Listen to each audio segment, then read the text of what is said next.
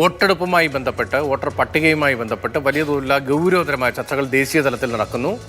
രാഹുൽ ഗാന്ധി കഴിഞ്ഞ ദിവസം ഉന്നയിച്ച അലാന്ത് വോട്ട് നീക്കം ചെയ്യൽ ആരോപണത്തിൽ നടപടി വ്യക്തമാക്കുകയാണ് ഇപ്പോൾ തിരഞ്ഞെടുപ്പ് കമ്മീഷൻ. എല്ലാ വിവരങ്ങളും കലബുർഗി എസ്.പിക്ക് കൈമാറി എന്നാണ് തിരഞ്ഞെടുപ്പ് കമ്മീഷന്റെ വിശദീകരണം. 2023 സെപ്റ്റംബർ 6 വിവരങ്ങൾ നൽകിയെന്നും കമ്മീഷൻ പറയുന്നത്. പി ബസന്ത് ഉണ്ട് വിവരങ്ങളുമായി. ബസന്ത്, ഇപ്പോൾ കമ്മീഷന്റെ ഈ വിശദീകരണവും ആരോപണവും എങ്ങനെ നമുക്ക് ചേർത്ത് വായിക്കാൻ കഴിയും?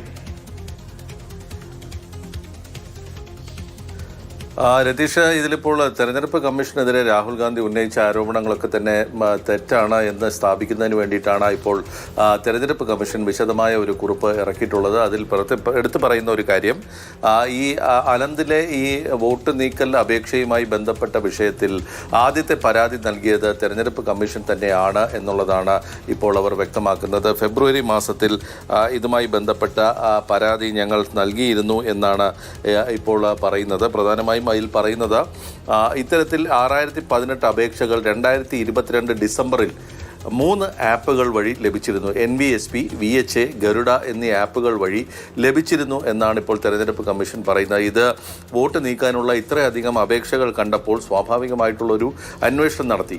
ആ അന്വേഷണത്തിൽ നിന്നും മനസ്സിലായി, അതായത് റിട്ടേണിംഗ് ഓഫീസർമാരുടെയും ബൂത്ത് ലെവൽ ഉദ്യോഗസ്ഥരുടെയും ഒക്കെ തലത്തിൽ നടത്തിയ അന്വേഷണത്തിൽ നിന്ന് മനസ്സിലാകുന്നത് 24 എണ്ണം മാത്രമാണ് ഇതിൽ യഥാർത്ഥ അപേക്ഷകൾ എന്നാണ്.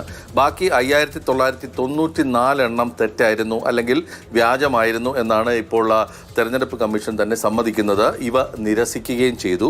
ഈ അന്വേഷണത്തിൻ്റെ അടിസ്ഥാനത്തിൽ അലന്ത് പോലീസ് സ്റ്റേഷനിൽ തെരഞ്ഞെടുപ്പ് കമ്മീഷൻ തന്നെ, അല്ലെങ്കിൽ കർണാടക CEO തന്നെ ഒരു FIR ഫയൽ ചെയ്തിരുന്നു.